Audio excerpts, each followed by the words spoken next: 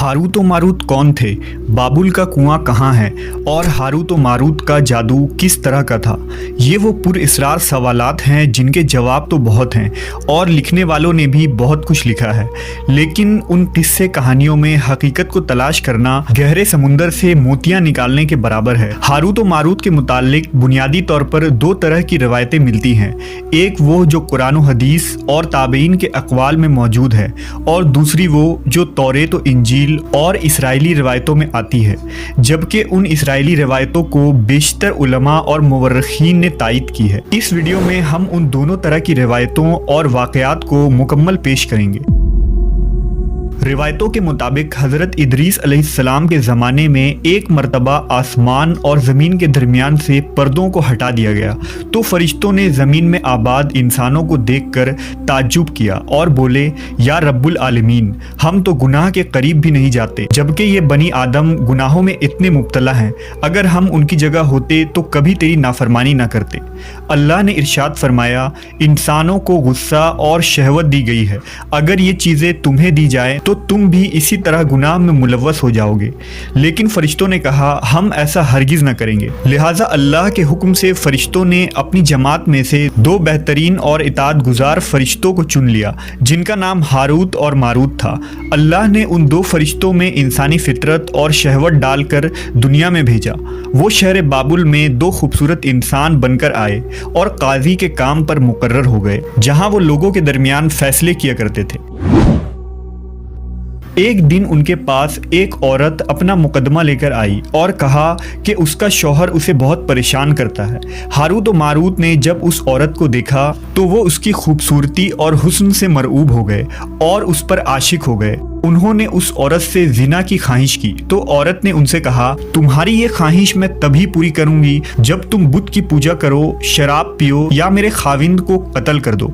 Harut व Marut ने शराब नोशी को छोटा गुनाह समझकर पी लिया और नशे की मस्ती में दो और कबीरा गुनाह कर बैठे। उस औरत ने उनसे आसमान पर चढ़ने का अमल भी सीख लिया, जिसके जरिया वो आसमान पर जाते थे। जब औरत इस अमल के जरिया आसमान पर गई तो अल्लाह के हुक्म से उसे सितारे की शक्ल में मस्ख कर दिया गया।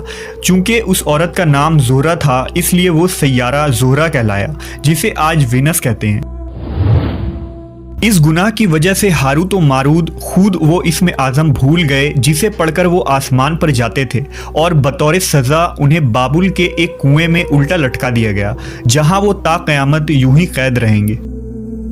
ये एक इसराइली रवायत है जिसे इमाम इब्न कसीर और फ़खरुद्दीन राज़ी जैसे मुफस्सरीन अफसाना और मन घड़त कहानी करार देकर सख्ती से रद्द कर देते हैं। वहीं इमाम सयूती जैसे उलमा इस रिवायत को मुस्तनद मानते हैं। हारूत व मारूत और चाहे बाबुल के सिलसिले में एक और रिवायत कसरत से बयान की जाती है, जिसके मुताबिक एक ज़माना ऐसा था जब शहर बाबुल रुए ज़मीन पर तहजीब व तमद्दुन का मरकज़ था। यहाँ के लोग बातिल खुदा की परस्तिश किया करते थे। ये लोग अपनी किस्मत उनसे वाबस्ता समझते थे, इसलिए इल्म नजूम और इल्म फल्कियात में बड़े माहिर थे। उनके बुतकदों में सितारों की पूजा की जाती थी। ये लोग जादू, तंत्र मंत्र, सिफली को बहुत अहमियत देते और इस इल्म के जरिया मुआशरे में खूब फसाद फैलाते थे। ये लोग तिलिस्म, जादू, तंत्र मंत्र में बहुत आगे बढ़ गए। उनमें बड़े बड़े जादूगर मौजूद थे। उनकी तारीखी किताबों में जगह जगह जादू और तंत्र मंत्र ही नजर आता है। उनका जादू दूर दूर तक मशहूर था। मुख्तसर ये कि उस शहर का बाशिंदा होना ही जादूगर होने की अलामत थी। जब हज़रत सुलेमान अलैहिस्सलाम की हुकूमत आई तो आपने उन लोगों को इस शिरकिया अमल से रोका और उनकी सहर और जादू की किताबों को एक जगह जमा करके अपनी अजीम कुर्सी के नीचे दफन कर दिया, ताकि इस फितना अंगेज इल्म का जड़ से खात्मा हो जाए। जब सुलेमान अलैहिस्सलाम की वफ़ात हुई तो शैतान ने उन किताबों को दोबारा खोद कर निकाला और लोगों से कहा कि सुलेमान पैगम्बर नहीं था, बल्कि उन किताबों के जरिया हुकूमत किया करता था। लिहाजा हवा में उड़ना, जिन्नात पर काबू और सुलेमान अलैहिस्सलाम के गैर मामूली मुआजिज़ात दरअसल जादू और सिफली का अमल था। बनी इसराइल ने उसकी पैरवी की और उन किताबों को पढ़ना शुरू कर दिया। लिहाजा दोबारा ये शर अंगेज इल्म इस कौम में सुरायत कर गई। अल्लाह ने सुलेमान अलैहिस्सलाम पर लगाए गए इल्ज़ाम और तुहमत की नफ़ी करते हुए सूरह बकरा में फरमाया है, اور انہوں نے اس چیز کی پیروی کی جو شیطان سلیمان کی بادشاہت کے وقت پڑھتے تھے، اور سلیمان نے کفر نہیں کیا تھا لیکن شیطانوں نے ہی کفر کیا۔ لوگوں کو جادو سکھاتے تھے، اور اس چیز کی بھی جو شہر بابل میں ہاروت و ماروت دو فرشتوں پر اتارا گیا تھا، اور وہ کسی کو نہ سکھاتے تھے جب تک یہ نہ کہہ دیتے کہ ہم تو صرف آزمائش کے لیے ہیں، تو کافر نہ بن۔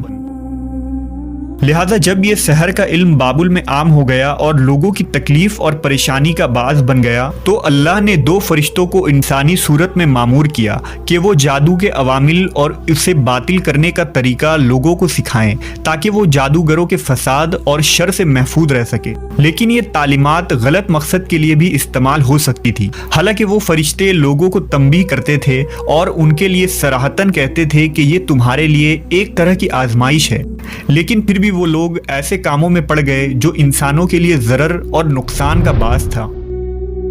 بعض عربی داستانوں میں اس کنویں کا ذکر بھی ملتا ہے جہاں کئی لوگ پہنچے اور ہاروت و ماروت سے ملاقات کر کے جادو کا علم بھی سیکھا، جبکہ بعض مورخین کا کہنا ہے کہ عراق کے شہر حلہ کے قریب ایک کھنڈر میں موجود قدیم کنواں ہے جہاں سے بابل کی سرحد شروع ہوتی تھی۔ یہ اس کنویں کو ہی چاہ بابل قرار دیتے ہیں۔ بہرحال اس واقعے سے یہ سبق ملتا ہے کہ سفلی اور جادو ایک شرکیہ عمل ہے، مگر یہ کہ اس کا استعمال فساد اور شر پسندی کے خاتمے کے لیے کیا جائے۔